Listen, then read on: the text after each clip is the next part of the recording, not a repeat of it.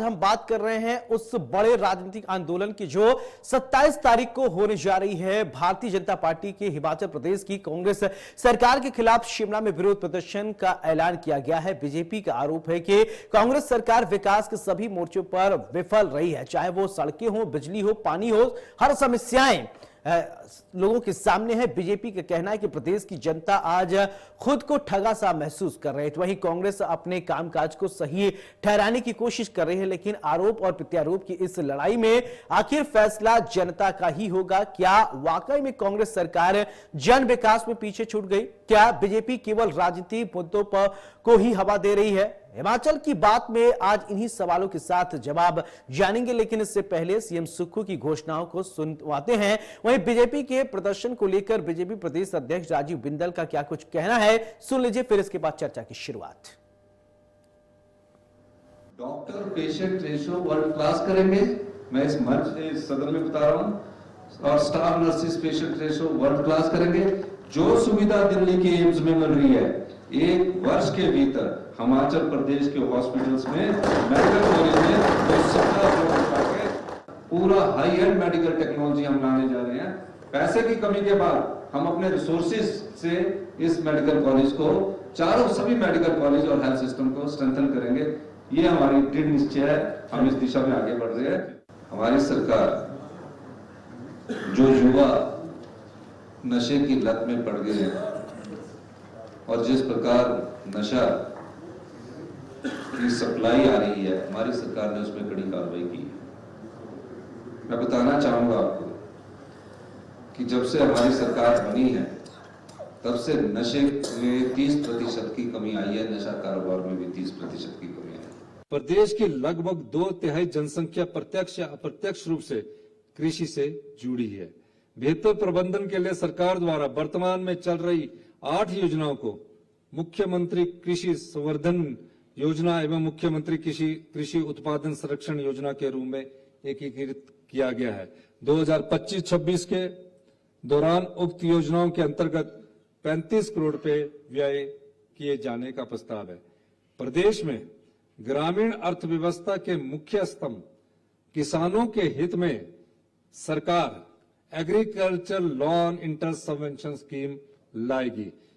Health जो system है, इसकी हमारी कई बार बैठक हुई और इसमें हम बहुत स्ट्रक्चरल रिफॉर्म्स करने जा रहे हैं। माननीय मंत्री जी ने कई बार हमारे पास प्रेजेंटेशन दी और पाया कि पूरा हेल्थ सिस्टम को अगर ठीक करना है तो उसमें रिफॉर्म्स करने चाहिए।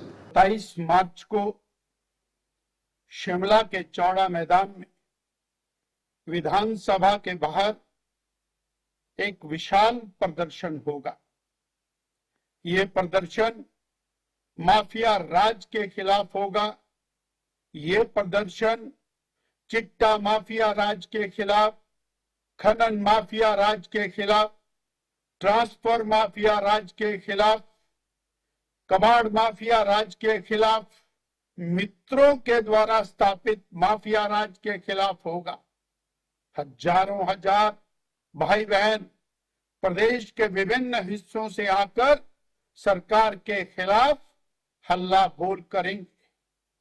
ये सरकार 2.5 वर्षों कानून व्यवस्था को संभाल नहीं पाई। चंबा में दलित युवक की नृशंस हत्या से शुरू हुआ क्रम लगातार बढ़ता जा रहा है। वो हत्याएं हैं, खून है, बलात्कार, महिलाओं का उत्पीड़न है, महिलाओं का शोषण है। बड़ी मात्रा में हिमाचल प्रदेश इस मामले को लेकर बदनामी की ओर अग्रसर है। चिट्टा माफिया दंदना रहा है। कभी बिलासपुर में गोलाबारी होती है, कभी अन्य स्थानों के ऊपर होती है। सरकार मूक दर्शक बन के बैठी है। कौन सा ऐसा संरक्षण सरकार का है जो सरकार इस पर कार्रवाई नहीं करती?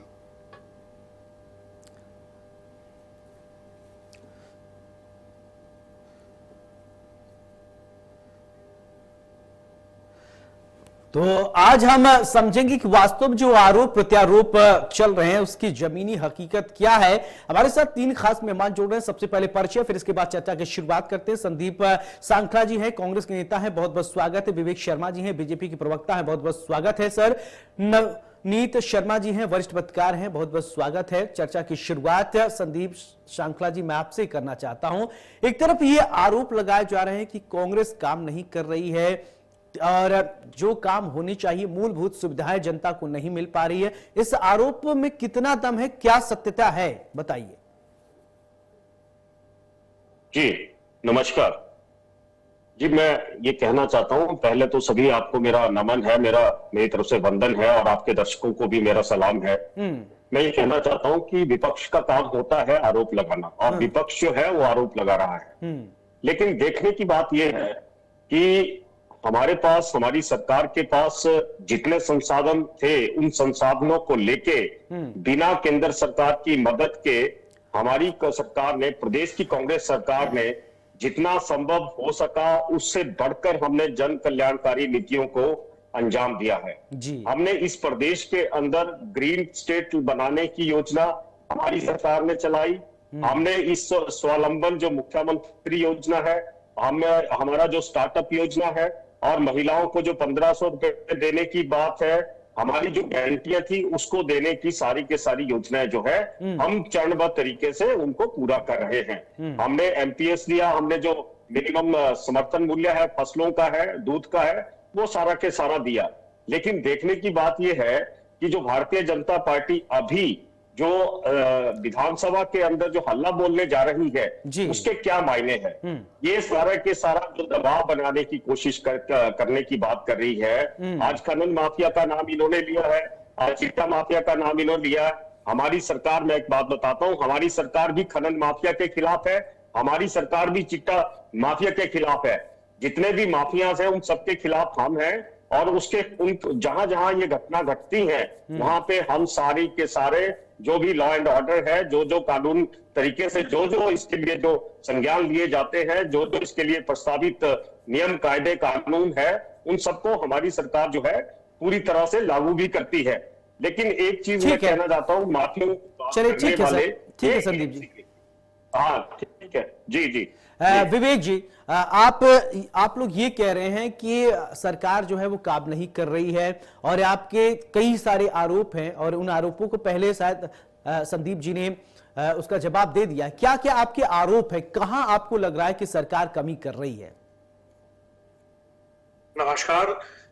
देखिए साहब, ऐसा है कि हमने विधानसभा के अंदर और विधानसभा के बाहर अनेक मुद्दों पर आवाज उठाई है। चाहे वो संस्थान बंद करने का मामला हो, चाहे चंबा हत्याकांड हो जिसके 8 टुकड़े हुए, चाहे ऊना में पुलिस बंधक बनाने का काम हो, चाहे इमला अफरोज को की पोस्टिंग का विवाद हो, या डीआईजी और प्रॉपर्टी डीलिंग का मामला हो।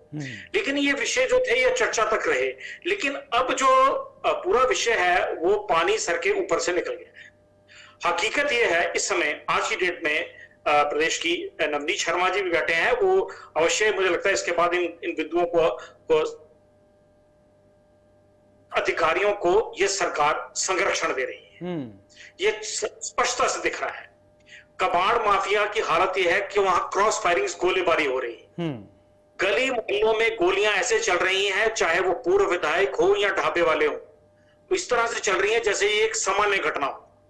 चिट्टे का आंकड़ा यह है कि 930 दिन की इस सरकार में 1600 से अधिक एफआईआर हो गई हैं। बेरोजगारी सर के ऊपर चढ़ के बोल रही है। मुख्यमंत्री कार्यालय में पटेल कंपनी जो हाइड्रो इलेक्ट्रिकल प्रोजेक्ट है उसका 25 करोड़ रुपए की लेनदारी का मामला जो चिट्ठी है वो प्रधानमंत्री कार्यालय पहुंची हुई है। शराब घोटाले की स्थिति यह है कि एमआरपी से ये एमएसपी पे आ गए, यानी कि मिनिमम सेल प्राइस। भूमि घोटाले की सिचुएशन ये है कि 70 कनाल भूमि 2015 में 2,60,000 की खरीदी जाती है और 7 साल बाद वो 6 करोड़ 72 लाख की सरकार को बेची जाती है। गगरेट में 50 गाड़ियां जो जिला ऊना में आता है अवैध लकड़ी की पकड़ी गई हैं। 18 होटलों का भविष्य 31 मार्च को आपके सामने आ जाएगा। क्या होना है? देरा में 1 करोड़ का खाद्य घोटाला हो गया है। हाथ यह है कि भेखूवाला में अभी सांख्यान जी ने अपने वक्तव्य में कहा ग्रीन स्टेट, 76 करोड़ का वहां पर घोटाला हुआ है जो ये सोलर प्रोजेक्ट लगा रहे हैं। बिलासपुर जहां से ये स्वयं आते हैं वहां क्रूज घोटाला हुआ है। मैं बताऊं हालत यह है कि केंद्र सरकार का आईजीएमसी में जो ट्रॉमा सेंटर है उसमें 2 करोड़ 30 लाख का एम्प्लॉयमेंट का घोटाला हो गया, जो आउटसोर्स के विषय पे नीति बनाने की ये सरकार बात करती थी।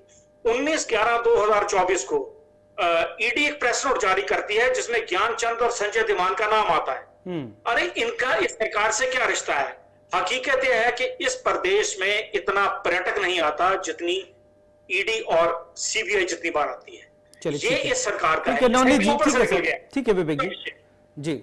नवनीत जी, मेरा सवाल देखिए, आपने सत्ता पक्ष और विपक्ष दोनों को सुना, आरोप प्रत्यारोप हुए, लेकिन सत्यता क्या है? सत्ता पक्ष के लोग कह रहे हैं कि साहब हम काम कर रहे हैं, विपक्ष कह रहा है कि हम काम नहीं कर रहे। धरातल पे क्या चल रहा है, आप बताइए नवनीत शर्मा जी। जी, विवेक जी को और संदीप जी को प्रणाम। मैं बहुत विस्तार में ना जाते हुए संक्षेप में अपनी बात कहूंगा। आप देखें कि अपोजिशन ने जो कहा है वो अपोजिशन होने के नाते उनकी बातें ठीक हैं। संदीप जी ने बचाव करना था, उन्होंने अपनी तरह से बचाव किया। बहुत से माफियाज अपोजिशन में रहते हुए गिनाए जाते हैं। बहरहाल सवाल ये है कि कुछ चीजों में वास्तविकता है और कुछ सिर्फ आरोपों तक सीमित हैं। अब जैसे ये एक चिट्ठी की बात चली, तो मतलब पीएमओ से चिट्ठी आई या कहां से चिट्ठी आई, गुमनाम पत्रों की जहां तक बात है, या तो उन पर ढंग से जांच हो। अब जैसे बहुत से घोटाले भाई विवेक जी ने बताए, उनमें वो सिर्फ आरोपों की सीमा तक हैं।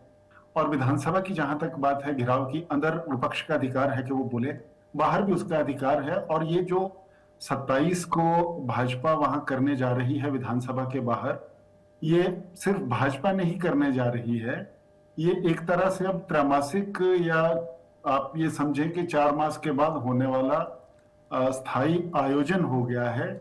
सत्ता पक्ष में कोई भी हो, विपक्ष ऐसे ही करता है, और विपक्ष में कोई भी हो, सत्ता पक्ष उसका ऐसे ही जवाब देता है। मेरा कंसर्न बहरहाल जी, ग्रीन स्टेट की जब आप बात करते हैं या इस तरह से बात करते हैं, पेखुवेला का उदाहरण सामने है। मैं उम्मीद करता हूं कि उसकी जांच होनी चाहिए। और बहुत से माफियाज गिनाए जाते हैं, कोई खनन माफिया, कोई चिट्टा माफिया। हमें ये स्वीकार करना चाहिए कि चिट्टा माफिया के ऊपर सरकार ने बहुत तीखी कार्रवाई की है। लेकिन अब हम एक पत्रकार के नाते, चौथे स्तंभ के नाते, ये भी चाहते हैं कि एक जो प्रशासन माफिया सरकार की छवि की किरकिरी करने बैठा है, उसके ऊपर कब कार्रवाई होगी। मैं ये बड़ी शिद्दत से महसूस करता हूं कि चिट्टा माफिया को पुलिस नैब कर लेगी। अभी सुक्खू जी और सरकार एक विधेयक भी ला रहे हैं, उसके जरिए भी पीड़ित और जो स्मगलर हैं उनमें अंतर हो जाएगा। इन सब से निपटा जा सकता है, खनन माफिया से भी निपटा जा सकता है। लेकिन जो प्रशासन माफिया है उससे निपटने के लिए मुझे लगता है कि जितनी जरूरत सत्ता पक्ष को है, उतना ही उसका साथ देने की विपक्ष को भी है। जी बिल्कुल। संदीप जी, देखिए नवनीत जी ने इंगित किया है कि प्रशासन माफिया एक शब्द लेकर आए हैं, तो कैसे निपटा जाए, और जो नवनीत जी का कंसर्न है उसको लेकर आप जवाब दीजिए। जी, नवनीत शर्मा जी ने बहुत सी बातें करी हैं और मैं उनसे काफी हद तक सहमत भी हूं। लेकिन मैं पिछले वक्तव्य में एक बात बताना भूल गया था। उस बात के अंदर विवेक जी ने कुछ माफियाओं की बात की। मैं ये बताना चाहता हूं कि पूर्व की सरकार जो थी, भाजपा की सरकार, उसके अंदर एक बहुत बड़ा स्कैम हुआ था। इलीगल शराब माफिया आया था सामने, और जिसमें जहरीली शराब बेची गई थी और उस शराब के अंदर बहुत से लोगों की मृत्यु भी हुई थी। और मैं ये कहता हूं, बात भारतीय जनता पार्टी की सरकार या हमारी सरकार की नहीं है। ये चंद ऐसे हुलीगन्स हैं, ऐसे लोग हैं जो किसी भी सरकार को बदनाम करने में कोशिश नहीं, मतलब पीछे नहीं हटते। आज की डेट के अंदर जो लोग चिट्टे का काम करते हैं, जो लोग किसी माफिया का काम करते हैं, मैं उनके बात करना था कि उसके सीधे सीधे जो है दोषारोपण राजनीतिक लोगों के ऊपर या राजनीतिक सरकार के ऊपर होता है, और होना भी चाहिए, क्योंकि जिम्मेदारी जो है वो किसी भी सरकार, जो भी सरकार सत्ता में होती है, उसकी जिम्मेदारी बनती भी है। और मैं समझता हूं इस बात को विवेक भाई भी इस बात से सहमत होंगे। एक लॉ एंड ऑर्डर की बात बीच में आई थी, तो कुल्लू का एक घटना घटी थी कि वहां पे एक मुख्यमंत्री के पीएसओ ने एसपी को ही चपेट मार दिया था। तो लॉ एंड ऑर्डर एक वहां का एक प्रोटोकॉल था। और मैं इस बात को नौकरशाही के उस बात से भी जोड़ना चाहूंगा जो आज प्रशासन माफिया की बात इन्होंने करी, तो वो उस समय भी था। और एक चीज और मैं कहना चाहता हूं, वर्तमान में हमारी सरकार में भी वो किसी ना किसी राजनीतिक पद पे है। पूर्व की सरकार में वो भी एक ऐसे अफसर थे जिनको बाकायदा पीएमओ से चिट्ठी निकली थी और बड़े अच्छे ओहदे पे थे। तो मैं ये समझता हूं कि इस तरह की जो है सरकार के अंदर जो मुख्यमंत्री है या विपक्ष के अंदर जो भी लोग हैं, आपस के अंदर छींटाकशी न करते हुए मैं ये समझता हूं कि इन चीजों को रूल आउट करना चाहिए कि जहां पे गवर्नेंस कहां पे प्रॉपर काम नहीं कर रही, कहां पे प्रशासन ठीक से काम नहीं कर रहा। और ये बहुत सी चीजें हमारे संज्ञान में है। अभी जो सौर ऊर्जा वाला जो प्लांट उन्ना की बात इन्होंने करी है, उसके ऊपर बड़ा कड़ा संज्ञान लिया गया है। उसके अंदर जो वहां पे प्रशासनिक अधिकारी थे, जो आईएएस थे, उनको लंबी छुट्टी पे भेजा गया है, उनके ऊपर कार्रवाई की गई है। उसके बावजूद जो वहां डायरेक्टर थे उनको वहां पे सस्पेंड किया गया है। तो मैं ये समझता हूं कि जांच होनी चाहिए और हम इस जांच के लिए वचनबद्ध भी हैं और हम इस जांच को करवा भी रहे हैं। तो हम कहीं पे भी किसी भी इस तरह के डिफेंसिव मोड पे नहीं है। किसी भी माफिया के खिलाफ हमारी कोई संवेदना नहीं है, सरकार की या कांग्रेस पार्टी की कोई संवेदना नहीं है। चाहे वो सरकारी माफिया है, चाहे वो इलीगल तौर पर निजी तौर पर माफिया है। तो बड़े स्पष्ट शब्दों से कहना चाहता हूं, हम चाहते हैं कि प्रदेश को आगे लेके जाएं और जो संसाधन हमारे पास है, बिना केंद्र सरकार की सहायता के हम बड़े तौर तरीके से, बड़े संभल के, बड़े फूंक फूंक के जो है वो पिछले 2 सालों से सरकार जो है वो काम कर रही है। ठीक है, विवेक शर्मा जी आप कुछ कहना चाह रहे थे, बोलिए। मैं पहले नवनीत जी के विषय पे आ जाऊं। इन्होंने कहा कि ये जो विरोध है ये एक औपचारिकता हो गई है, मासिक किया इसको वर्ष में 2 बार। मैं इनसे जानना चाहता हूं कि फार्मास्यूटिकल के जो सैंपल्स फेल हो रहे हैं उसकी खबरें कौन प्रकाशित करता है? यही लोग प्रकाशित करते हैं। ट्रेजरी प्रदेश की अगर बंद पड़ी है तो उसको कौन प्रकाशित करता है? यही प्रकाशित करते हैं। पंचायत चौकीदारों की अगर सैलरी नहीं मिल रही है तो उसको कौन प्रकाशित करता है? यही प्रकाशित करते हैं। और अगर इन लोगों का अधिकार को लेकर के हम आवाज उठाते हैं तो वो औपचारिकता कैसे हो सकती है? कर्मचारियों को सरकार ने डीए नहीं दिया है आज तक। एक अभी अनाउंस किया है, वो भी शायद 15 मई के बाद मिलने वाला है। हालत यह है कि नल में जल आए ना आए, माननीय सांख्या जी, आपके क्षेत्र में जो जल क्षेत्र है वहीं पर ही विस्फोटक मिल रहे हैं। और यहां तक कि आदमी तो क्या, जानवरों के शरीर के अंग उड़ रहे हैं। इन्होंने 2 विषय बड़ी गंभीरता से उठाए संदीप जी ने। इन्होंने कहा कि एक पुलिस की वहां मारपीट हुई थी कुल्लू में। मैं कहता हूं उसी अधिकारी को आज आपने सोलन में लगा रखा है। संरक्षण कौन दे रहा है? आपने कहा कि पीएमओ से चिट्ठी आई। अरे पीएमओ से जिस अधिकारी, हाँ ठीक है, बोलिए। जो पीएमओ से जिस अधिकारी के अगेंस्ट चिट्ठी आई वो तो आज माननीय मुख्यमंत्री जी का सलाहकार है। और मुख्यमंत्री जी उस समय विधायक होने के नाते हल्ला मचाते थे विधानसभा में। आप पहले आत्मचिंतन करिए, इत्तफाकन आप हम पर आरोप लगाने से। और हम तो ये कहते हैं कि कांग्रेस के भीतर अगर कोई जनता की जवाबदेही के प्रति अगर कोई विधायक या कोई सदस्य विधानसभा का थोड़ी बहुत संवेदना रखता है तो उसको भी अपनी सरकार का विरोध करना चाहिए कि इस तरह की नीतियां, इस तरह का माफिया संरक्षण, इस तरह की घटनाओं पर अंकुश कैसे लग सके। और सीधी बात है, मैं तो सांख्या जी से भी बात कहूंगा कि आप कहते हैं कि ठीक है, नवनीत जी मैं आपके पास आ रहा हूं। ठीक है नवनीत जी, बोलिए क्या कहना चाह रहे हैं। ठीक है विवेक जी, आपकी बात आ गई। ठीक है नवनीत जी, बोलिए क्या कह रहे हैं। भाई विवेक जी ने शायद मेरी बात को ध्यान से नहीं सुना। मैं सबसे पहले कि ये जो विपक्ष का अधिकार है, मैंने ये भी कहा था कि विपक्ष का अधिकार है कि वो विरोध करे और ये विरोध सारे ही करते हैं। लेकिन आज अगर विवेक भाई मुझे एक प्रश्न का जवाब दे के यहां से जाएंगे तो मुझे बड़ी संतुष्टि और आश्वस्ति होगी। जिस अधिकारी इंजीनियर विमल नेगी की हत्या या मर्डर, अभी वो जांच का विषय है, या सुसाइड है, आत्महत्या है उनकी, वो डिप्रेशन में, जो भी होगा हम उस पर नहीं बोलेंगे। उस प्रकरण के बाद जिस व्यक्ति का किरदार आ रहा है, अपोजिशन की ऐसी क्या मजबूरी है? परिवार चीख के उस व्यक्ति का नाम ले रहा है। अपोजिशन की ऐसी कौन सी व्यवस्था है ऐसे कौन से कारण उनको बांधे हुए हैं कि वो विधानसभा में उसका नाम नहीं ले सके? प्रदेश का बच्चा बच्चा जानता है। संदीप जी तो ये कह के फ्री हो गए अपनी बात से कि उसको लंबी छुट्टी पे भेज दिया, एक को हमने ये कर दिया, एक को वो कर दिया है, अब जान चलेगी, वो वचनबद्ध हैं। जो चीफ मिनिस्टर साहब ने विधानसभा में कहा वही संदीप जी ने यहां कहा, लेकिन अपोजिशन उनके घर तक जाया, सारी चीजें कर ली।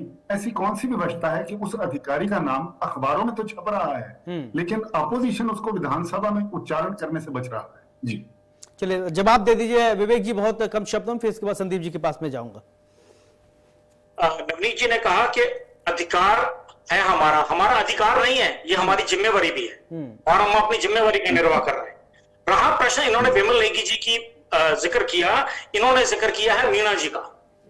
अब जो मीना जी का सवाल आता है, उनके ऊपर एफआईआर की है और भारतीय जनता पार्टी ये पूरा प्रेशर क्रिएट कर रही है और हम 27 तारीख तक इस विषय को प्रेशर क्रिएट करके हम रखेंगे कि ये मामला सीबीआई इंक्वायरी में जाना चाहिए। हम इसकी सीबीआई डिमांड कर रहे हैं, उनका परिवार भी सीबीआई डिमांड कर रहा है और हमने माननीय मुख्यमंत्री जी से भी कहा है कि उसको सीबीआई के हवाले किया जाए और वो सीबीआई में जाना चाहिए। हम इसको लेकर आए सवाल। जब हम यही सवाल उठाते हैं, हम भी तो यही सवाल उठा रहे हैं कि सरकार की जो अधिकारी, मैंने पहले कहा कि आपराधिक अधिकारियों को सरकार संरक्षण दे रही है।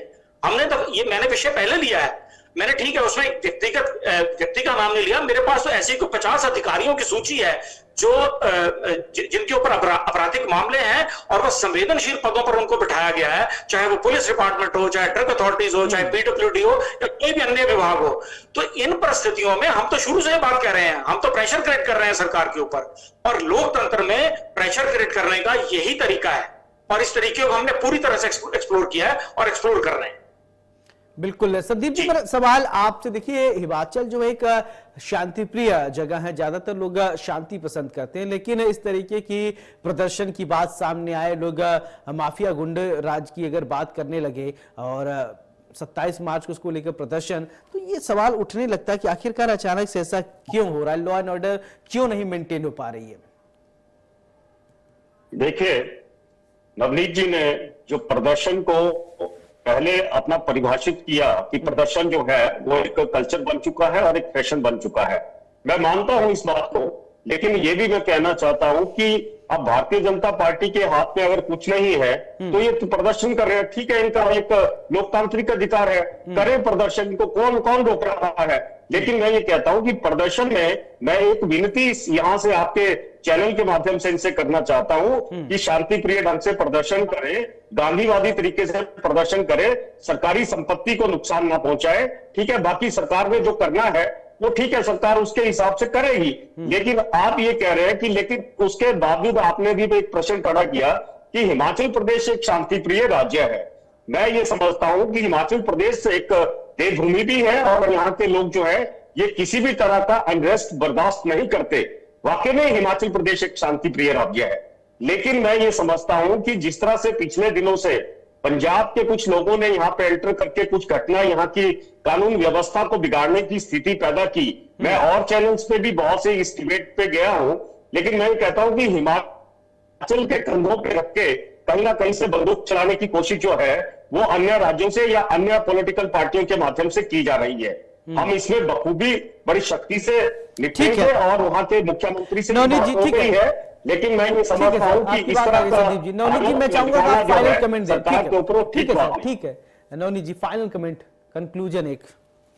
मैं भाई संदीप जी की बात पे सिर्फ इतना कहना चाहूंगा कि ये अन्य पार्टियों पे और अन्य राज्यों पे चीज डाल देना शायद बिल्कुल बहुत एक स्वीपिंग स्टेटमेंट हो जाएगी।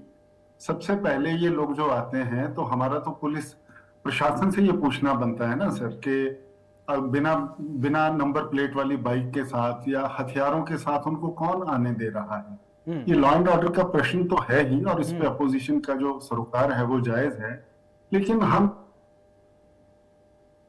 इस चीज को किसी और पार्टी पे डाल दें या किसी और तरह। अब कल ही जो मंडी में जो गोलीबारी हुई है उसमें पहले इनिशियली ये कहा गया था कि वो पंजाब के लोग हैं, बिल्कुल वो एक भ्रम उत्पन्न करने की बात थी, लेकिन बाद में उनका संबंध किसी और राज्य से पाया गया। तो हम अपने घर को पहले दुरुस्त करें, उसके बाद हम किसी अन्य पॉलिटिकल पार्टी या किसी अन्य राज्य पर उंगली उठाएं। तो मुझे लगता है ज्यादा बेहतर ठीक है। रहेगा। बाकी फाइनली अपोजिशन का ये धर्म भी है, और विवेक जी ने उसमें एक शब्द और जोड़ा कि हमारी जिम्मेदारी। जिम्मेदारी भी है। बिल्कुल। ठीक है, बहुत अच्छी बात है, जिम्मेदारी है, पर बात साथ में संदीप चलिए, जी हमारे की पास बात थोड़ी ये वक्त की है कमी कि है, बाकी के साथ शांति रोकना प्रिय चाहूंगा आप बनिए। सभी को। संदीप जी बहुत बहुत जी, शुक्रिया, जी। विवेक जी बहुत बहुत शुक्रिया, नोनी जी बहुत बहुत शुक्रिया, आप हमारे साथ हिमाचल की बात में जुड़े। तो हिमाचल की बात में आज हमने चर्चा की। हिमाचल एक शांति प्रिय राज्य है, यहां पर शांति व्यवस्था बनी रहे, यहां पर गुंडे माफियाओं का राज न कायम हो, इसको लेकर सत्ता पक्ष हो विपक्ष हो सबको मिलकर काम करने की जरूरत है। हिमाचल की बात में मेरे साथ फिलहाल इतना ही। नमस्कार।